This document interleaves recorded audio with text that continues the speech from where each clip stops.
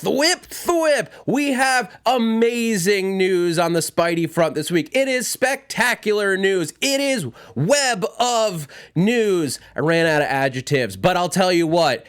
The fact that Spider-Man is back in the MCU, well, that's some superior news. Let's get started on today's Marvel movie news. Welcome to Popcorn Talk, featuring movie discussion, news, and interviews. Popcorn Talk. We talk movies. And now, here's Popcorn Talk's Marvel movie news. I told you it was going to be funny. You doubted me, and it was pun-terrific. Pun-terrific? That's a word now. Hey, guys, welcome back to Marvel movie news. We are coming to you live from Queens, which survived.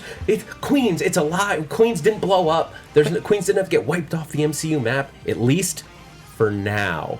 Welcome back to Marvel movie news, guys. We have such a full show today with some amazing news as we tease. I'm sure you heard last Friday, Sony and Disney announced that Spider-Man is coming back to the MCU for at least one and to two more movies. We're going to break down all the news and the rumors around that. We're going to also talk about some Black Widow news. Some Eternals set photos came out this week. And Christian got to go to a panel where Markus and McFeely were both there talking about Endgames, and we have some really interesting stuff to go over, some quotes from that, and more. There's more than that. You just have to stick around to find out what. And we have a little fun surprise in the middle of the show that we're going to do because it's fun. Before we get started, who are we? Oh, yeah. I'm Zach Wilson. I'm Xia Anderson. And I'm Christian Bladt. We're excited to be here. We're excited to be here, and we're really excited. I don't know if you guys realized, but this is episode... The numbers are a little off because we've done bonus episodes and breaking ofs and we got to get an extra one in for review. Totally. The numbers are a little messed up. Whether or not this is accurate or not, as far as our designations are concerned, This is episode number 248 of Marvel Movie News.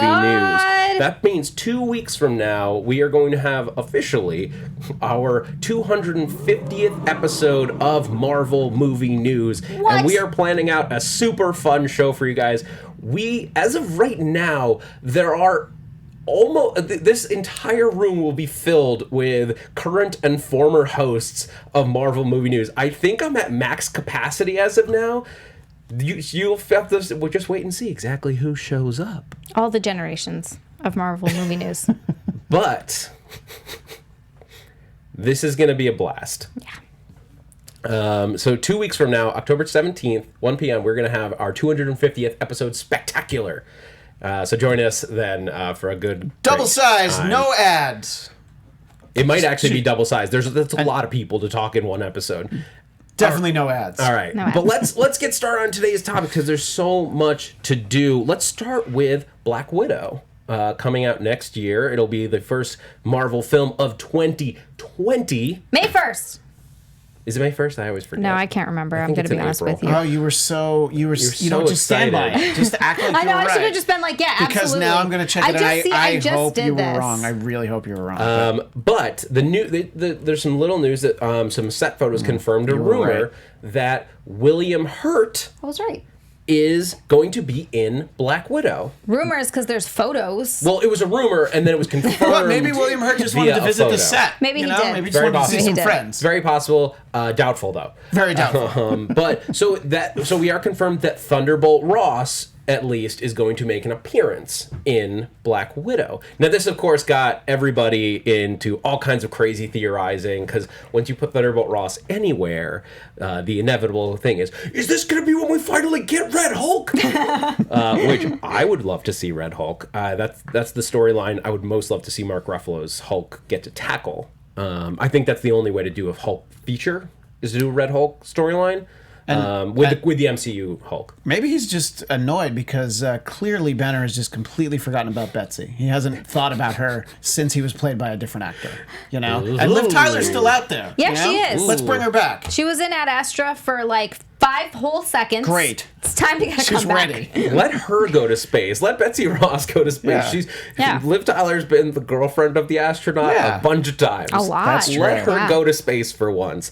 Anyway, so what I think is more likely that we're going to get out of William Hurt in Black Widow He's going to be there because this is post Civil War, where Right. Black Widow basically violated the Sokovia Accords by helping Cap and Bucky escape during the airport sequence.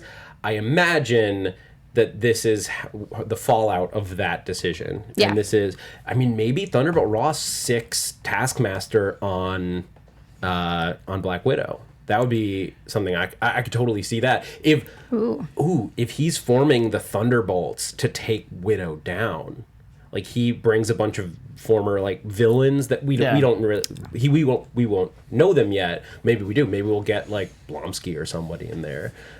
If you got Ross, I don't know. I'm trying to think of what villains are around that we're not using. But he assembles this little like mini team of villains that he dubs the Thunderbolts, or somebody dubs the Thunderbolts after him, and they're tasked with taking down Natasha.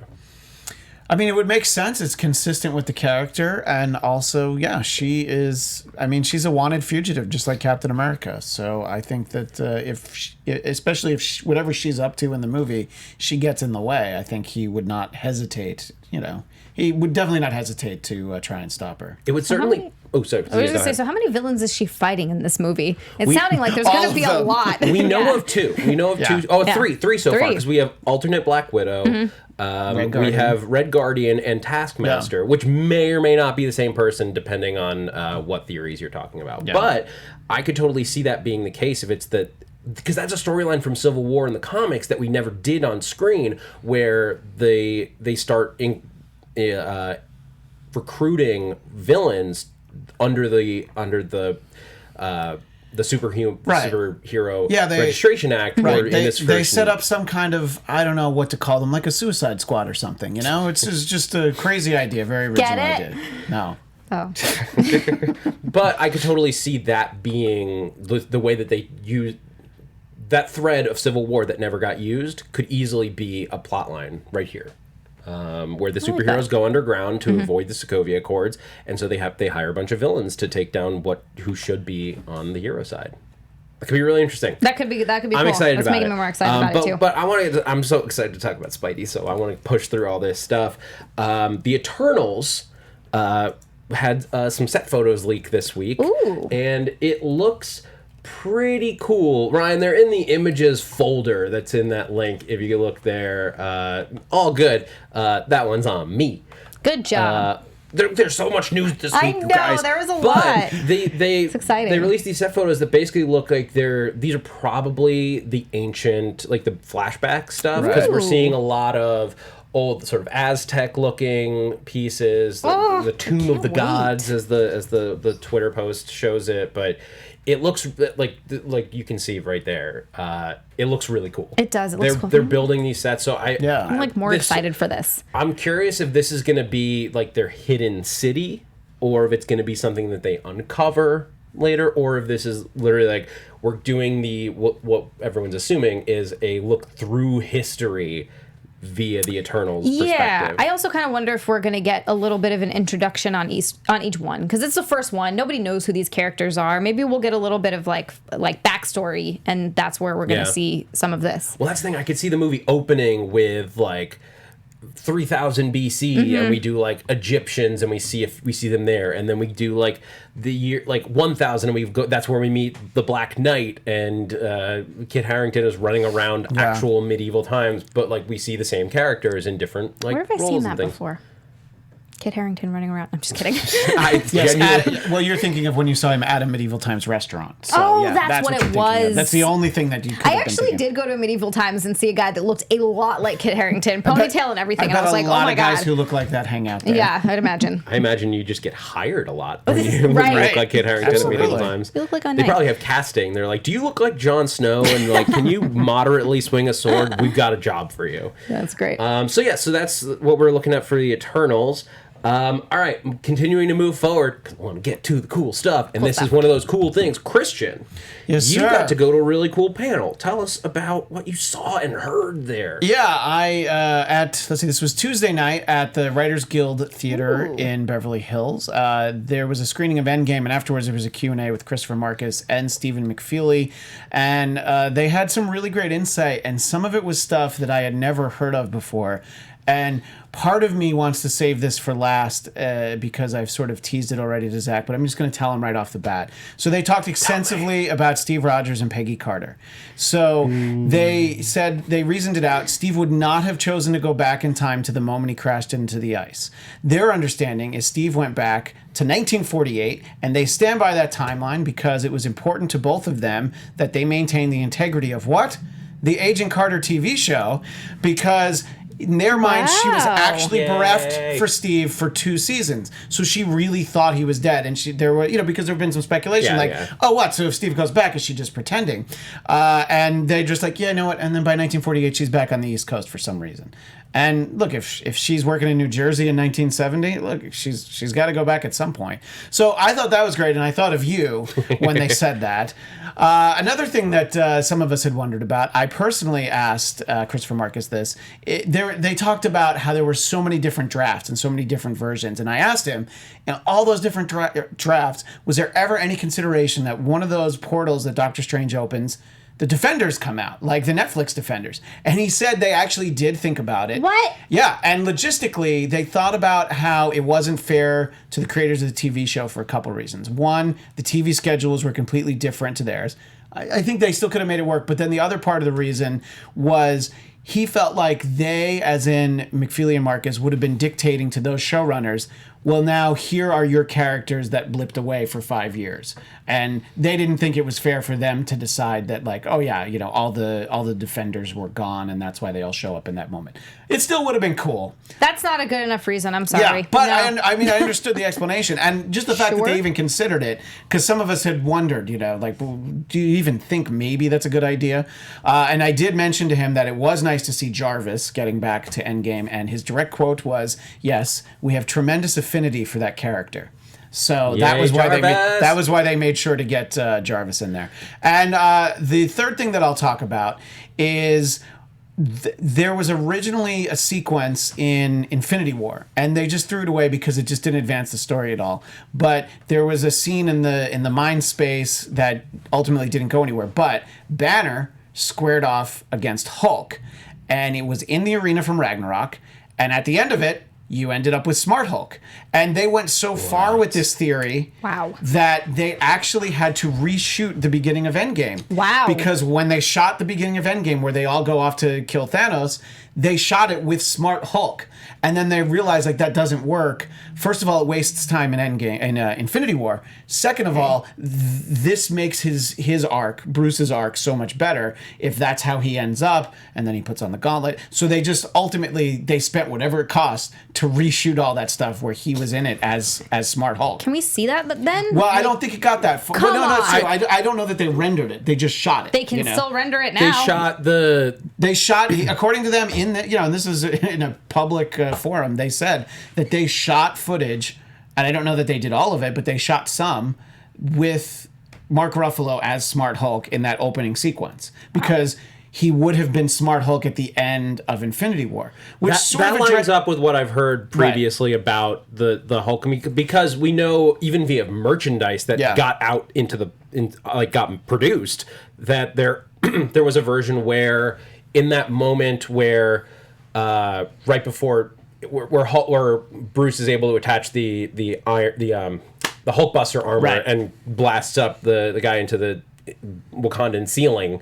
That moment, he was supposed to bust out of the Hulk was going to break out of the Hulkbuster armor. That was a version of what was going to happen at one point. Yeah, and they shot for that, but they've talked about it previously where he was going to do that, and they just decided that it was stronger if they waited on that decision. But I never heard about, like, because Christian didn't tell me before what he was going to drop. This is why I didn't tell you. But you're seeing my pure reaction here, which is dumbfounded by the. I love the idea of. Because I would love to have seen where Banner is able to bring the Hulk together. Right. I actually wish that they could go out and just do a short of the Hulk in the, like where he's like working in the, he talks about working in the gamma lab, like you put the brains and the brawn together, and if that was done via the gladiator Hulk, because you could still do that logically. on Sakaar, that's the coolest idea I've heard. That's awesome. Yeah, and those are the ideas that they're throwing away. So just imagine like other ideas that are in there that they also threw away, but that was the big one that they shared. That's why I would love to see it as a short film, and I'm glad it's not in the movie. It's not in Infinity War, at least, because that makes a lot of sense. It would have been disruptive. Think about that final battle. That final battle in Infinity War is paced really well. It flows. To step away from that and see Banner and Hulk in a completely separate, albeit in mental location, the pacing would be thrown off. It wouldn't fit.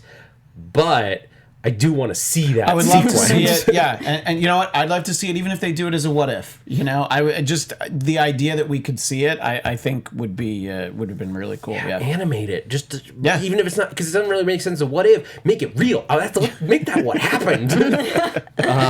Or maybe it is. What if the Hulk? What if Bruce and Hulk had worked it out during that? Maybe they beat Thanos. Maybe that's the what if. They like defeat Thanos in that moment because Bruce and the Hulk fought it out. In the chat, Senor Nerd has responded, #release the Smart Hulk cut. Yeah, just put that out there. Everybody put it out there. No, that's really cool. That would be really fun to see. Anyway, all right. So, any other favorite things? I'll give you a really quick one because they said that there were people, in the studio, some of the higher ups, they didn't identify anyone, that thought that Fat Thor should become Skinny Thor again at the end of the episode, at the end of the movie. Yeah. And they were like, no, he's happy. He's finally happy who he is. They didn't say this, but he'll probably get thinner at some point. But they were just like, no, they really adamantly were like, no, that doesn't make any sense. He finally gets happy, and then he's going to make himself skinny. So yeah, there's a couple other things that I will share. After this show at 2 Pacific, I'm doing a special edition of Marvel TV Weekly. I'm interviewing a comic book creator named Alan Ling, but I'll also share a couple more of these. But I'll be honest, these are the best ones that I just shared here. So why stick around? I'm just kidding. Watch the other one. Yikes. No. That was that's really cool. Thank you for bringing us that information. I was very excited. And I would say I'm really jealous, but you invited me and I said no. So I didn't really invite you. You only half, and you knew I was going to say no. Yeah, that's the only reason I said no. That makes sense. All right. So let's go forward and I want to talk real quick about the Spider-Man Blu-ray release, which finally this week you can go into your Targets and Best Buys and whatever. Did you get it? Home video. I did. I went on Tuesday morning and I picked up my copy of Spider-Man on 4K. It's like watch it and click through all the special features, and I watched most of them. All right. I watched a lot. The short film Peter's To-Do List is fun. It's a lot of what was in that extended release. Mm-hmm. You get this like hallway scene in the school with Ned and Peter, and he's like, I have a to-do list of things that I have to do before I leave, and it's like I have to get a dual headphone adapter, and so you see a scene with Mr. Delmar, and he's trading in action figures to pay for the necklace, but he needs to keep Lobot. He's gonna keep Lobot, Star Wars. He actually chooses to keep Lobot? Yeah. That's pretty amazing. He's actually I'm gonna keep Lobot. He takes it back from the guy. He goes to the post office, breaks some federal laws, The usual. Let me just interject. You know what that tells me is in the works? Lobot, a Star Wars story. All right, back to it. And then he takes down a mob family. That's like on his to-do list to take down a mafia that's funny. family. I like that. And you get that scene from the and there's a little bit more that wasn't in the extended release. It's cool. It's a fun little thing. The making ofs are like pretty much standard making of featurettes. There's nothing mind blowing. Mm-hmm. There's one that frustrated me though, because I watched it and I was really excited about this one because they had one about Fury and Hill, and I went, "Ooh, I want to hear them talk about playing Skrull versions of their characters," because I was really impressed in watching it again. The nuances that they bring into it, that like John Watts is the director, and that both actors were able to bring to those roles, where when you watch it knowing that they're Skrulls, you see it. You see the little differences in the way that Maria Hill behaves. Mm-hmm. The little things about how Nick Fury acts towards people are not quite on par with the way that we've known these characters before now. And then this featurette ignores that fact entirely. Really? They talk about Fury's motivation. He's like, oh yeah, and he feels this way about Peter now, and it's like, but that's not Fury. Fury. That's not but that's I feel like somebody didn't the person that produced that one didn't know about that thing at the end, and so didn't cut to it. was very strange. Interesting. But that was like, That's I such a really wanted to big part hear of the people movie. talk about that Skrull twist, because it's the most twisty that an after credits sequence has ever made a movie. It's like, oh, I immediately need to watch this again because you just changed the fabric of what's happening. Which it was great. It was wonderful, but it didn't quite out. But, you know, the movie's still great. There was a moment in the Aunt May one where they do one about Aunt May, and it's like, whoo, if the news hadn't broken on Friday, that would have been a real weird moment, because they're like, we're really excited about what the future holds for May in the MCU. That would have been printed on DVDs as they're like not working together. But here's the thing, guys. They are working together. Hey, how about that? And to introduce us to the big Spider-Man news that Spider-Man is back in the MCU, I realized that there is a moment in Spider-Man Far From Home that is perfect for a perfect facsimile for what's happening with Sony and Disney and Spider-Man. So we have a little play for you guys. This dialogue might sound familiar to some of you. I'll be reading, and you can see, if you're watching, you can see this. If you're listening, I'll be playing the fans. Xia will be playing Disney, and Christian will be playing Sony. Thank you. So let's dive into our little theatrical presentation of the Sony-Disney deal. I face a lot of deception, and I'm tired of the lies. So it's time for the truth to be out there. Are you still working on Spider-Man together? Not really. What? Well, I think summer fling. yes, that evolves Still and don't know grows. where it's Like gonna go. we're open to wherever it might land. Anywhere, Hand to share with people on or off, friends, no matter what. who are all part of a unit because we are all interconnected. We are. Like even Venom. Okay, I have to go because I have a date with the Eternals next year. And scene. I love when I rewatched that scene. I was this close to reading thank you. her line at It's one hard- point. it's hard not to when you and see it them. threw it off. So I'm going to be like a real actor and never rewatch that because I know the moment where I almost ruined the whole thing. Real actors don't usually have to do it live. Well, unless it's a play, but. All right, so Yeah, ignoring the Kenan main theatrical, the so main way the Kenan actors Thompson work. is not a real actor. I'm Got it. talking about in movies. All right, settle down. Okay. Anyway, I just when I heard like Happy goes like it's all interconnected, Yeah. I was like, oh my god, this is perfect. That's so funny. So I hope you guys enjoyed that. But let's talk about what happened. Spider-Man's back in the MCU. Hey. They announced last Friday that Sony and Disney had come to terms on a deal for, this is what they've agreed to, one more Spider-Man movie where Spidey is in the MCU that will be creatively led by Kevin Feige. So Spider-Man 3. And then he will have one more crossover appearance with another MCU movie. Wow. To be determined in the future. Yeah. I'm gonna be perfectly honest with you. I kind of saw this happening.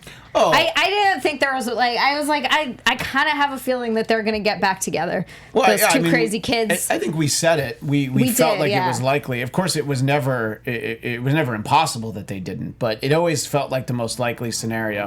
And I think Makes the most something like sense. this, where it's not like they're like, yep, we're gonna make 10 movies together. They're Right. like, okay, we're gonna do one Spidey and one other thing, and then who knows after that. But I wasn't surprised by the news. Maybe just the timing. I was Because happy. I was so happy. Oh, speaking of the timing. Yeah. Notice that the timing was days before the movie dropped on home video. Right. Days before, you guys. Well, yeah, they probably had to figure out if they could release it with those special features or not. They're Well, like, they would how have do already we? printed They and would've- shipped they was these already- things. That's yeah. true. Yeah. But I'm just like, were you just trying to keep Spidey in the news so that everyone was talking about it? And then they're like, oh, and it's out on Blu-ray? Let me buy this now. But also, like, this weekend is New York Comic Con, so it was Also like, I think that they probably would have loved to have done some big reveal there, but then all of a sudden, there's too many moving pieces and the news just sort of got out.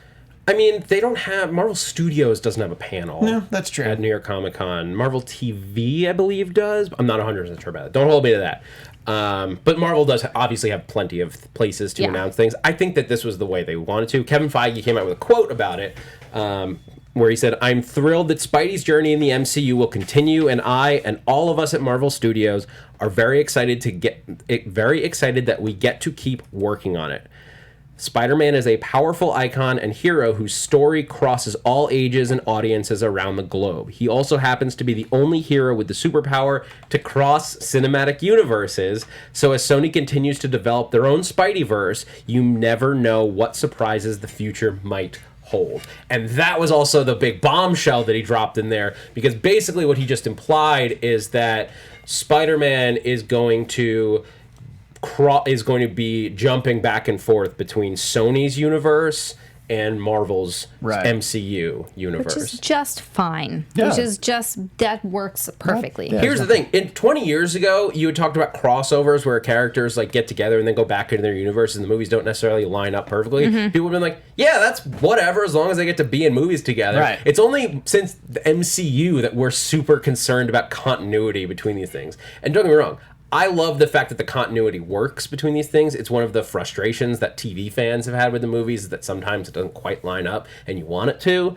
But at the same time, a good story is a good story, and you're going to enjoy it. So if it doesn't quite line up that Venom's running around San Francisco and like Ant-Man is also in San Francisco and never mentions it, whatever. Like, we can move forward and just enjoy both stories. And I'm not the biggest fan of Venom, but I also didn't dislike it. So I think that throwing Tom Holland into Venom 2 could be really interesting. Yeah. Maybe we don't, based on what happened in Venom and what everyone's assuming about Venom 2, maybe we don't need him there, but the next one or something. Venom 3, sure. Or Venom popping up in Spider-Man 3, which is the more like active rumor. Venom and Carnage popping up in Spider-Man 3. Well, one at a time. I still think. So let's talk about this a little bit. Like, what do you guys want to see in this? Because, so here's the other part of that rumor, is that they've only signed on for these two. So it could be that however they're going to work it, the universes might literally split off, where he's universe jumping with Spider-Verse stuff. You never know what's going to happen. Like, the Spider-Verse being so active in the lexicon now makes it easy for, and the Madam Web story from last week, makes it easy for Spider-Man to theoretically go into his own pocket universe. What do you guys think Spider-Man 3 looks like? And do you think that they might use that movie to edge him out into his own multiverse? I mean, yeah, it's definitely possible. And then that way they sort of leave it open for him to come back into the MCU in the future, because it's like, oh, he's just off in his own pocket universe doing his own thing now. Have fun watching this, but he can still pop back in if we need him. They could somehow finally get to him. Somehow get to him in his little pocket universe and be like, hey, we need your help. And then he pops back over for some other thing. So I think that definitely works in that regard. And I don't hate that idea. I don't. I'll see, as long as like you said, the stories are good and we get to still see him in the MCU every once in a while, I'm fine with it. Yeah, I mean, I think that what they would likely do is sort of hedge their bets a little bit. Even if they close the door, it would probably be open just a little bit. Because look, you don't want to totally shut out the notion of having them interact in the future. But I do think that, any of the things that you're talking about, sort of Spider-Verse, anything dealing with changing reality in any way, I just hope that nobody makes a deal with Mephisto to save Aunt May's life in Spider-Man 3. That might be the one story point that would get me to not see it. But something like that, I do think that there's plenty of history for Spider-Man that lends itself to that. So, and maybe Peter goes into a pocket universe, but then Ben Reilly ends up in the MCU. So then everybody sort of wins. Well, that was a theory that I was thinking about, where we're jumping around with Spider-Man and these things. I think in this next one, I still think Kraven is my best bet. Like, if I was a betting man, which sometimes, I would say Kraven the Last Hunter, or Kraven's Last Hunt. Kraven's Last Hunt. The Last Hunter. It's the last hunter that ever lived. That's the solo movie Sony's trying to make. The Last Hunter. Oh, no. Kraven, I think, is going to be I think he's the perfect option for Spider-Man 3, because obviously with Peter's identity leaked to the public now. I always forget about that. Yeah, like, there's going to be people coming after him, and that to me makes the most sense of a villain that would come out of the woodwork to chase this guy down. Yeah. Even. And he could be hired. I mean, look, you've got Norman Osborn. Maybe we go back and we get a little bit of the info on the MCU Spidey origin story. We still don't know which version of the spider bite happened here. So if it is one of the versions where Norman Osborn is behind the spiders, which, like, again, there's a million different versions of this origin story, especially with Spider-Verse.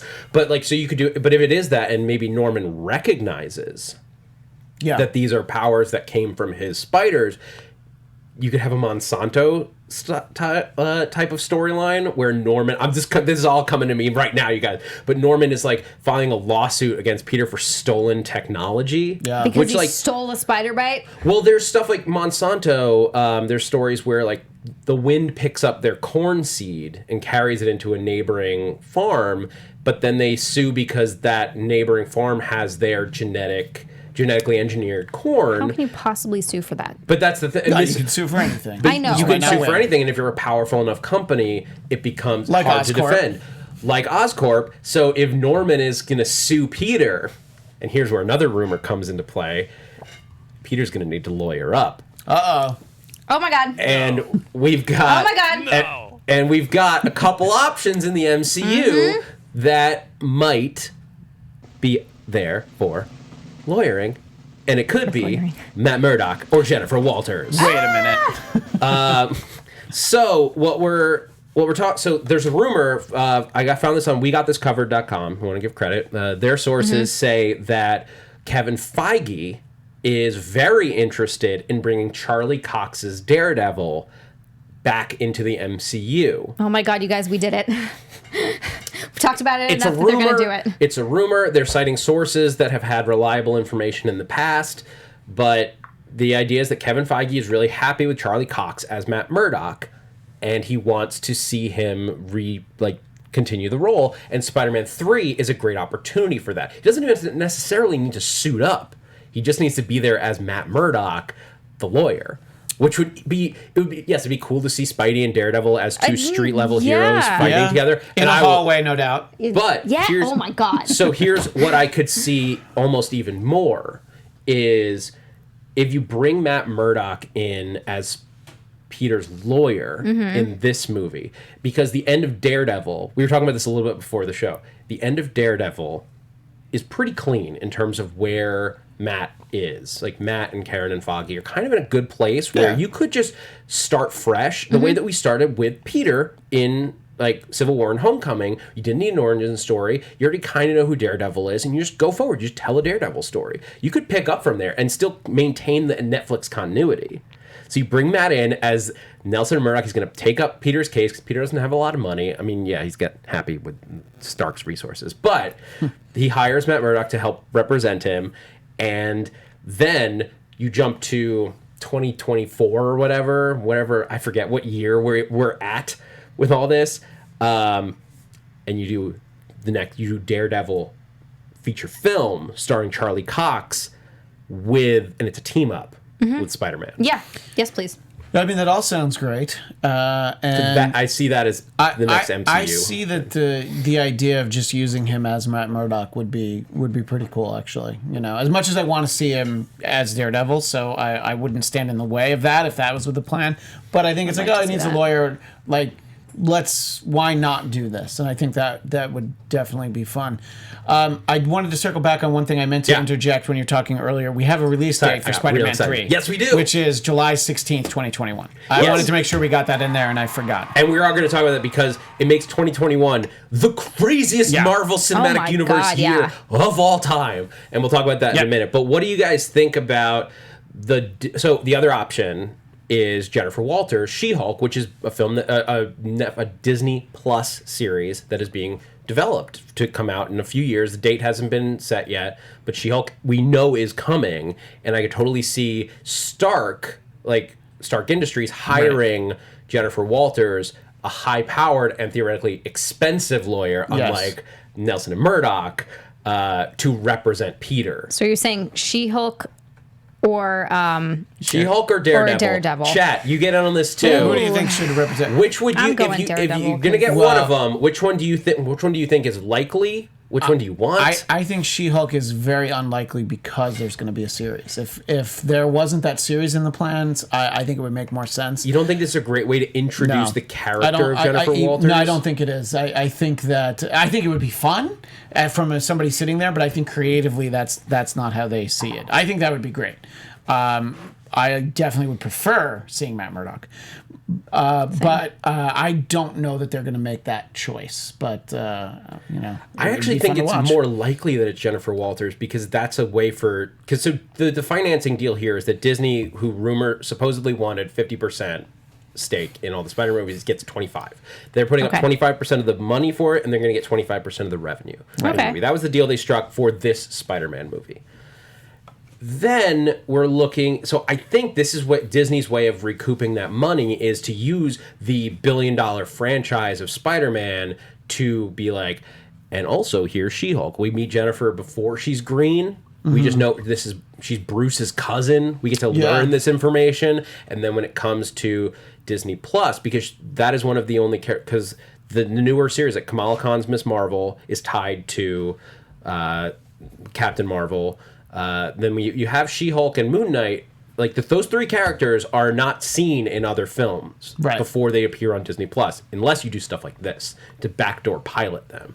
So I actually think it's more likely that you get her. It works more with the theory that she's not She-Hulk yet. Yes, she hasn't changed yet. What I mean. That works a lot more. It's not. She's not She-Hulk yet. She's just Jennifer Walters, Bruce Banner's cousin, who Tony Stark knows through Bruce, and that's why they hired her. That does work. That definitely does work. But I wonder if they weren't going to use the Disney Plus to intro her and then maybe get her into the MCU after that. Yeah, the Disney Plus series is actually the way to introduce her before she's in a movie. Yeah, I mean, I can see doing it either way. In the chat, Andre Rodriguez says that Peter could go even cheaper and get just Foggy and not pay for Matt, and then Pete and Foggy could kind of just wink at the camera. So, but Jack Dennis says, I think Daredevil will get a movie reboot, but it will not be Charlie Cox. Why are you raining on our parade, Yeah, bro? come on, man. We're trying to have fun here. Well, that came with a rumor that, like, again, this is and I've seen this from a couple different sources, that Kevin Feige is really happy with Charlie Cox as Daredevil and John Bernthal as the Punisher. How could you not be? And that he wants to,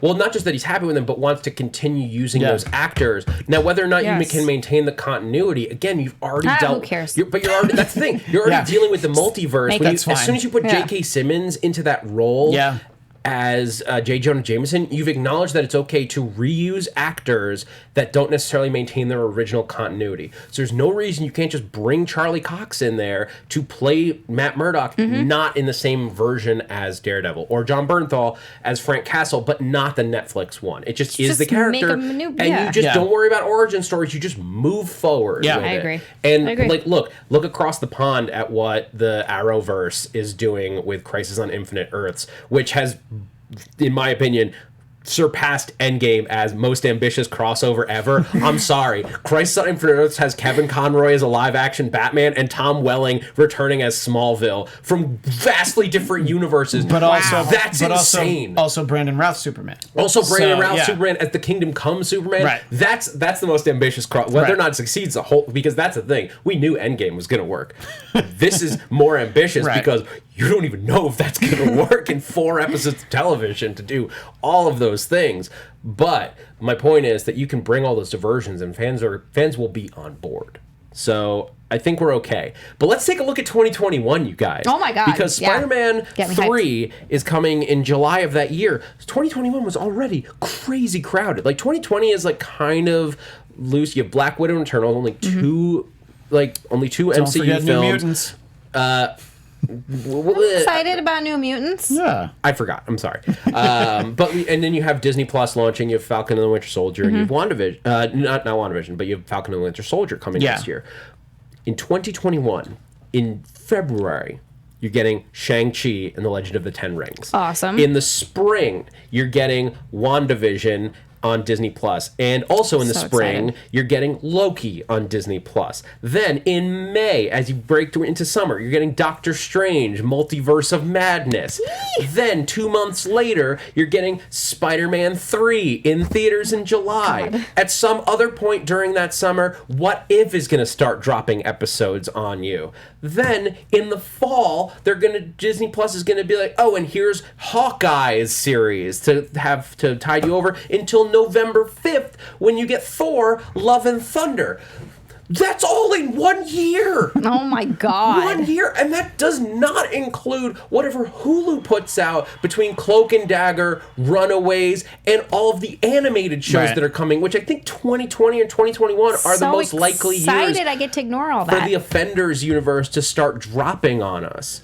Yeah, I mean, I don't think you're going to What? get all the animated stuff at once. So I No, think not at once, I'm but- saying so some of it will definitely be in 2021. I think that some of it'll be 2020, but Yep. I think you'll still continue to get it. Yeah. So basically, Marvel's just like, yeah, we're going to fill every month of your calendar one way or the other. You don't need anything other than us. Yeah, with- you're not going to watch anything else. Right. And I'm with, not. and with I Disney don't have time. Plus saying that they are going to be doing weekly drops, not binge drops, you're going Yeah. to be getting these episodes week, like 1 week at a time.